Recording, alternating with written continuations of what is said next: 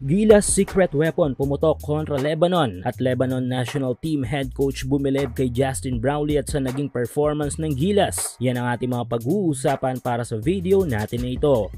Kagabi ay nakuha ng ating national team ang rest back na panalo kontra dito sa may tuturing na best team ngayon sa Asia na Lebanon dahil ngayon sa kanilang undefeated standing. Pero maraming nagsasabi online na hindi daw kasi full force o kulang-kulang ang kupunan na ito. Well, totoo naman, pero tandaan din natin na hindi rin naman full force ang ating pambansang kupunan. At tulad nga ng sabi ko sa ating mga previous videos ay sa biyahe ng development ng ating national team ay makakatuklas tayo ng mga iba't ibang mga malalaro na posibleng maging asset ng ating national team sa hinaharap. Kudos kay Malonzo at Heading na nagpakita ng explosive performance sa game kontra sa mga Lebanese. Pero maliban sa pasabog na debut game ni Justin Noype ay pumutok din sa larong ito ang secret weapon ng Gilas. Ito nga yung young Gilas player na si Mason Amos. Bago pa man nilabas ang Gilas final roster para sa 6th at final FIBA window na ito ay marami nang nagtaas ng kilay sa pagkakasama sa pool ni Amos. Syempre, first impression ay hindi kilala ng karamihan pero lingid sa kaalaman ng karamihan ay may mabigat na itong dalang experience sa kanyang bagahe mula Australia papunta dito sa Pinas. At nasaksihan nga natin ito sa naging short pero sulit na performance niya kontra Lebanon. Nagdala si Amos ng 13 points at perfect 5 out of 5 field goals at 3 out of 3 3-point made. Impressive debut ito para sa isang 18-year-old player lalo na kontra sa one of the top team and players ngayon sa Asia. Pinatunayan ni Amos na bantay ito sa lahat ng sulok ng court. Pagdating sa opensa, maliban sa consistent good shooting ay hirap na rin ang mga kalaban kapag nakapasok na ito inside the paint. Maganda din ang decision making sa laro ng batang ito. Dagdag kaalaman lang bilang isang Filipino-Australian ay nabigyan din ng pagkakataon si Amos na mamili between Australian national team at Gilas Pilipinas. Ongoing pa rin ang promo para sa mga sports fans. Kung mahilig ka sa basketball local man o international,